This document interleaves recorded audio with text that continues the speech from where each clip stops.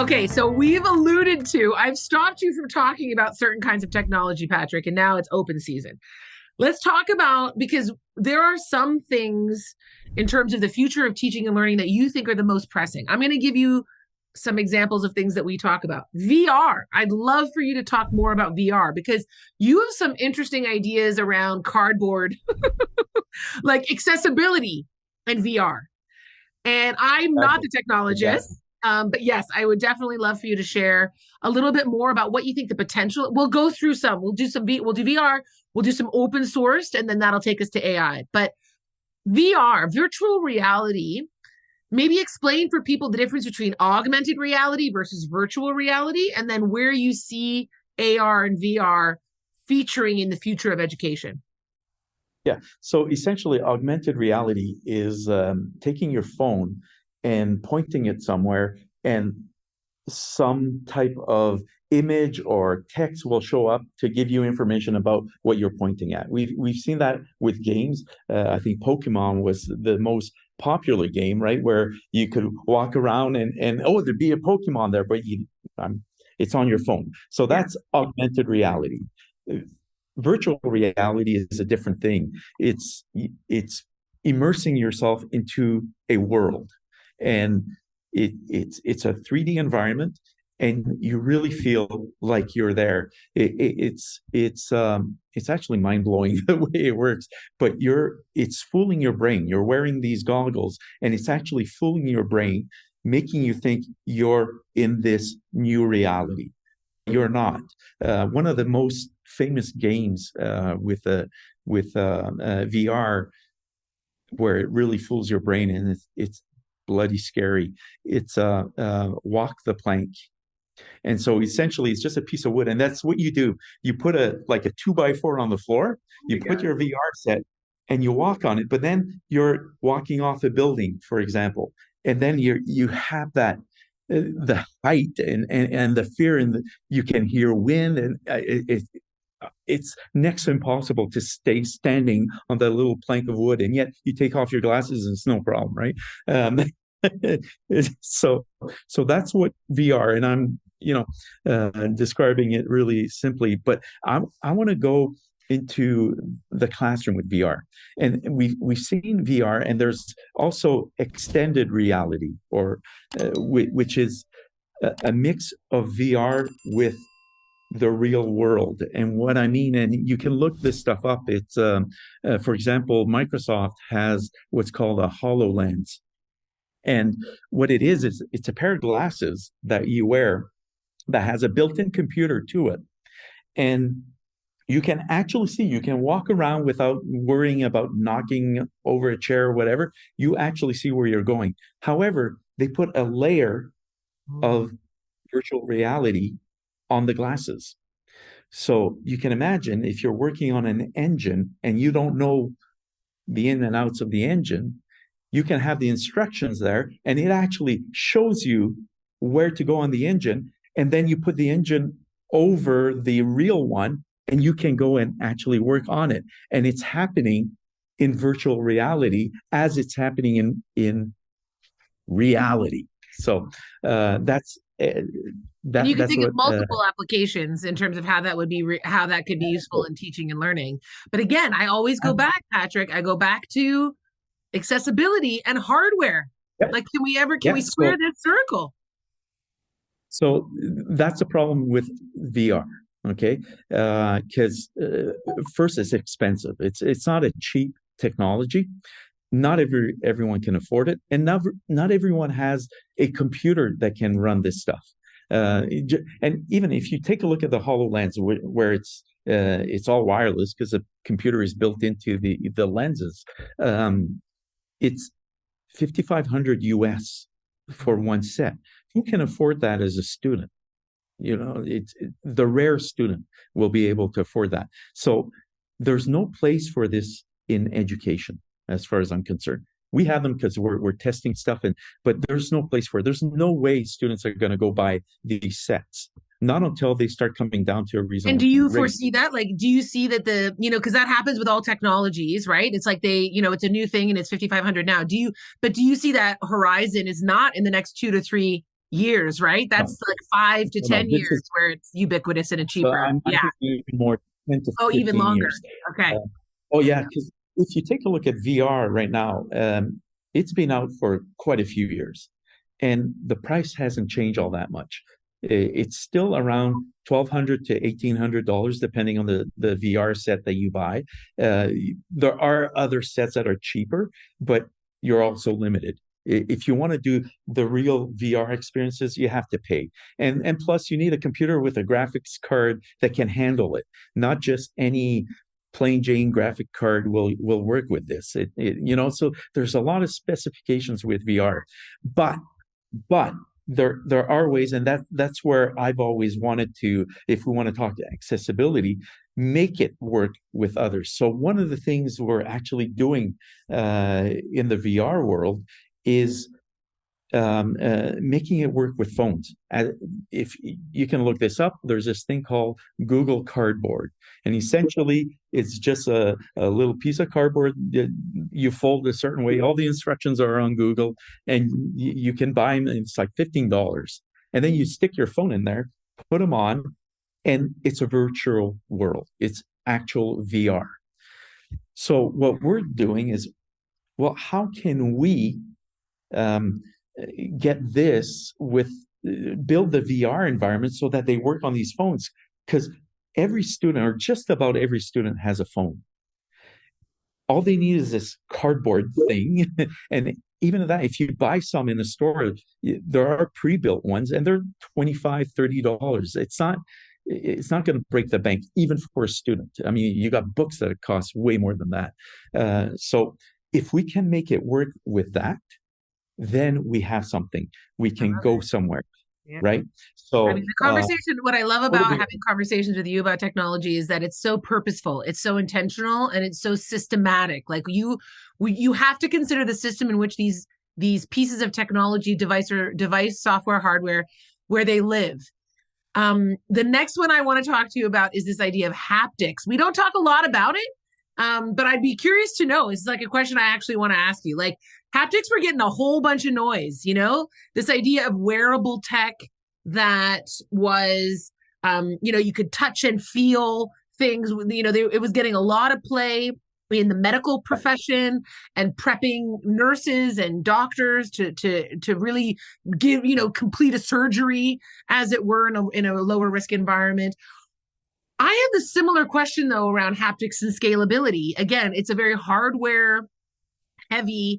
And I also have another question around haptics, which is around kind of biosecurity. Like wearable tech in general, I feel has the opportunity to be compiling a lot of personal data.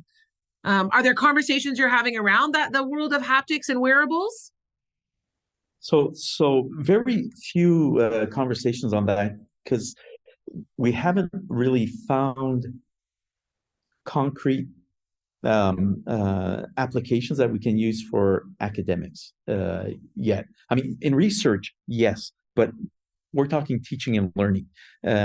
We haven't found any, and I can tell you a project I'm working on right now, where we're building a smartwatch that will use AI. Now, not in the sense of ChatGPT or that kind of AI.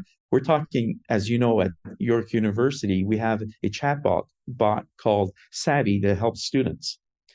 So imagine if the student had a watch where Savvy was on the watch. So any questions they could potentially have about their academic career, they could just ask and get the answer. Right now, they have to go into a browser, onto a website to get these answers. But if you could follow them with a watch or on an iPhone or so on, it'd be Like as that an much app? more practical Is it as like an an app. app? An app, yes. Okay, an app-based version of that chatbot, so that if you had a Apple Watch or a phone, that you could just call the app, and then you Exactly. get that same engine giving you answers to questions. Exactly. Now, like I said, most people have phones and therefore the app version for the phone, but not everyone has a watch. So one of the projects we're working on, we're working with an external company on this. It looks like we can have Savvy built into the watch, and this watch would be $35. So again, it's affordable, right?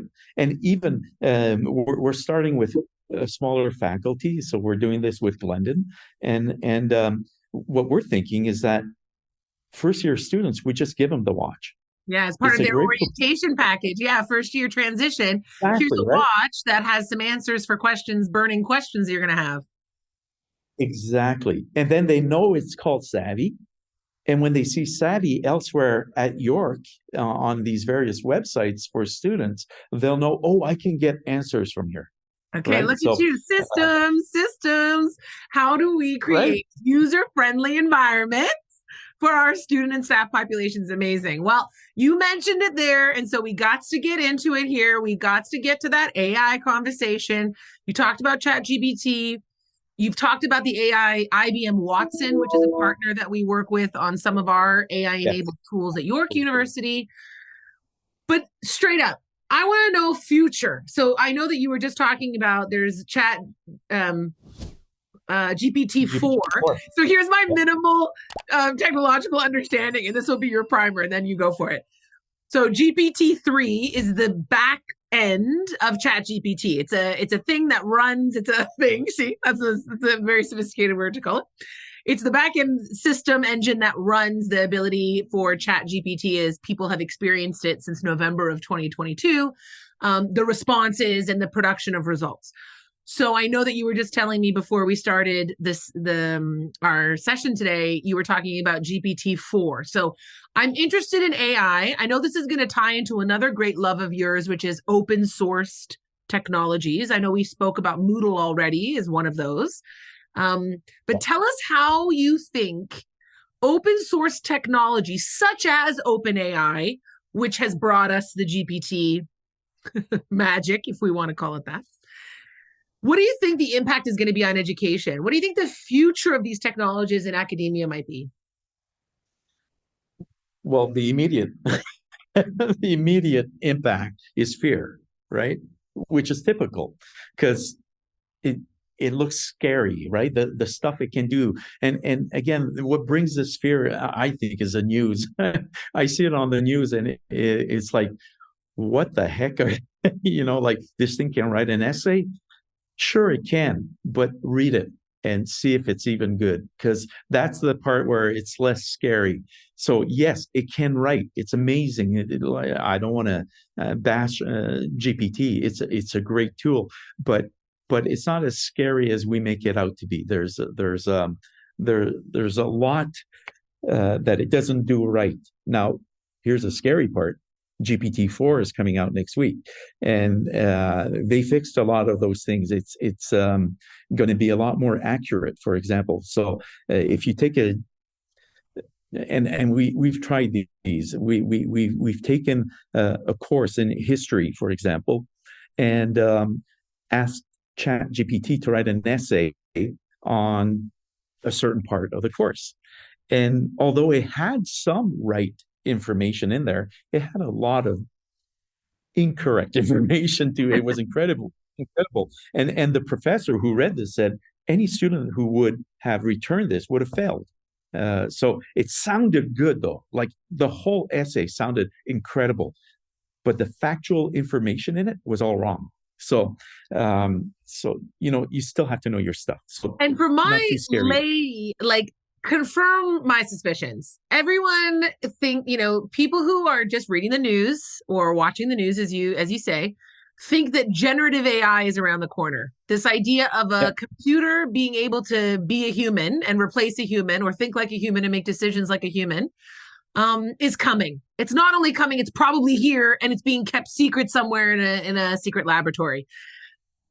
I don't believe that fear because I understand the complexity of the human mind and the fact that we don't even understand how a human brain works in its entirety. And then two, based on collaborations with so many technologists like yourself, I also am aware of the the deficits still existing in AI technology. Would you agree with that? That we're not a day or away from a robot taking over the earth? No, we're extremely far. And this is just my personal opinion. I don't even think we'll ever get there. But it's again, movies, TV, news, they feed us, right? I mean, you mentioned a great example, Terminator. I mean, this is back in the 80s. What was it, in 83, 84 that came out? And you have robots taking over the world and they don't want to have humans around. It's like, why? The question is, why would it even think that, right? And so, and so anyways, there's another movie that came out a few years ago called Chappie. I don't know if you've seen it, but it's a robot. It's a robot that's born and learns to speak and learns to a dog is soft, and it's like it's a cute movie. It's funny. It's fun to see. But as an IT person working with AI, it's insulting. It's so untrue. That is not what AI is all about, right? First of all, it won't. If you watch this Chappie, it starts just like a baby, and you can close it, and it's like, no, it'll start speaking like you and I. It's a machine. It doesn't have to learn from the start, from It doesn't scratch. have developmental stages like a child. Right? And then like even petting a dog or a cat or something like that. Why? And having sentiment, oh, it's soft. They're metal fingers. There's no sensors on them. No Like nerves. what's happening here? So, like, but you gotta take it with a grain of salt. However, the problem is that people believe that's what AI is. And I can tell you it is not. Savvy, we won awards with this project. It's a wonderful tool. It actually gave us some very needed help during the pandemic, because it was released during the pandemic. It wasn't released because of the pandemic. It had been a 3-year project in the making, but the release came in September of 2020. And in fact, we thought the pandemic wasn't even going to last that long. Were we ever wrong there? But anyways, but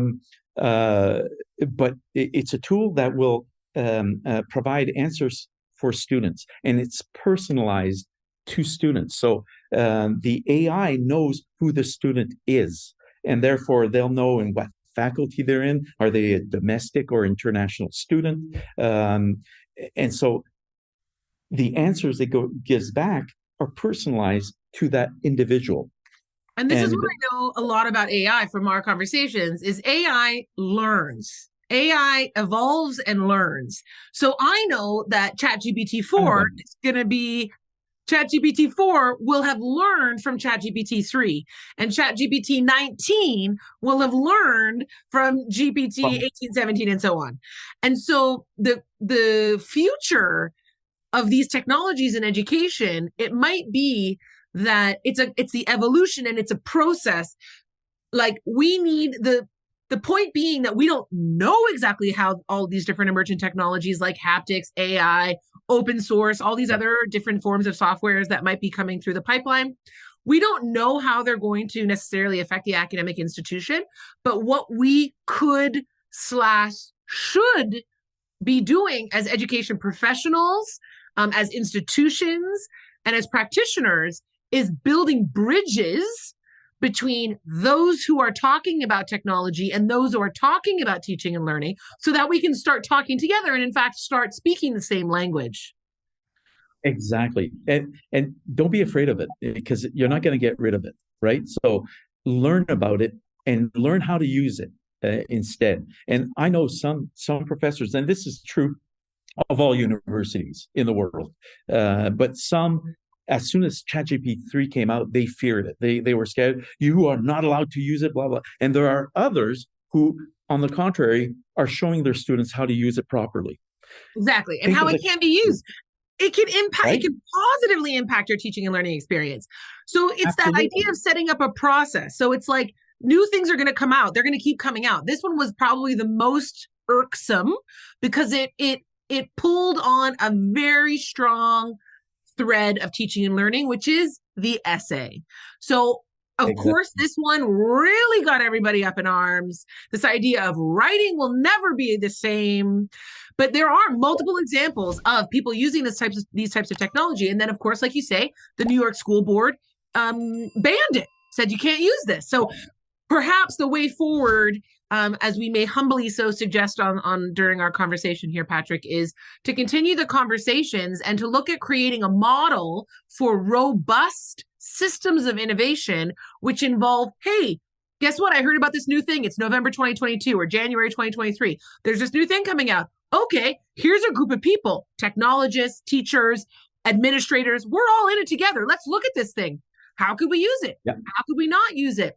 And start creating these. Okay, so I think these are some ways we can use it. Let's put a resource together. Let's share that resource with all of our instructors. Let's help mitigate the fear and continue on the path of innovation, both as education professionals in a world of technological innovation that's just continuously happening. How do we become part of that harmoniously? How do we become part of innovation that's already happening? We can resist it if we want to, but it's not going to do us any good because it's still happening, right? The waves are still flowing. So how do we create Exactly. those systems, right, to better handle it moving forward? It's really easy. We don't have to go back in the past to see when this has happened before. The calculator. I remember we were not allowed to use a calculator when they came out. So no calculators. You got to know this by heart. You got to. So that was the mentality. Today, who doesn't have a calculator? Oh, and I'll always remember one of my teachers says, you can't use a calculator because it's not like you're going to have one in your hands all day. Guess what, pal? That one right here. I got one right here. Let's just set ourselves up for success. Let's just create systems where we can integrate this stuff, talk about this stuff, integrate it into our teaching and learning practices and mitigate that fear. Patrick, to end, I would like to ask you a few quick fire questions. Complete this sentence for me. Learning is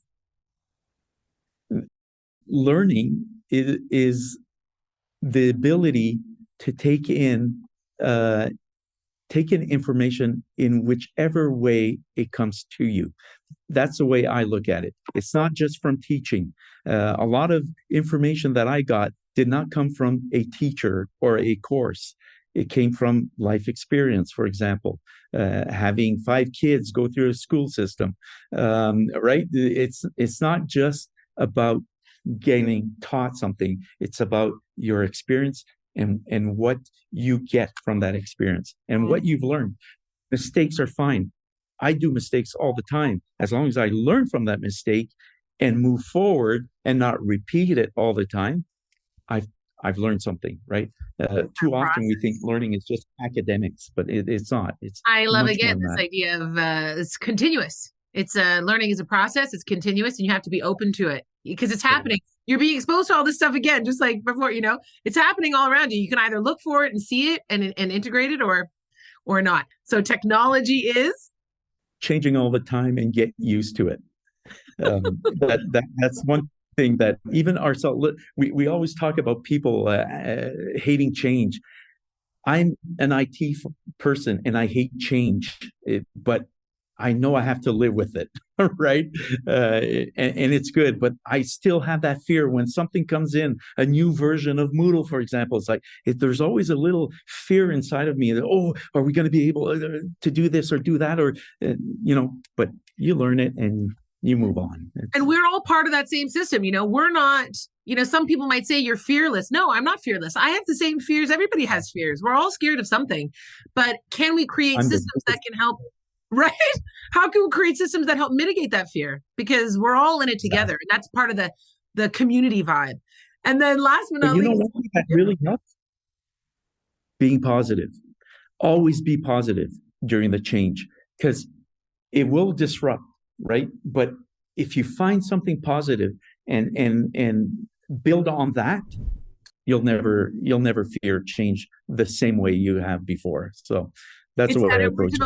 Like, what is the perspective we approach it with from the beginning, right? Are we going to look at it and like, oh my God, this is something to fear, or oh my gosh, again, look at Patrick, it's just who you are. You were a curious child, and that's curiosity, right? You approach things with a curious, open mind before you judge them. And that's exactly the story that you were telling us at the beginning. Yeah, I really exactly.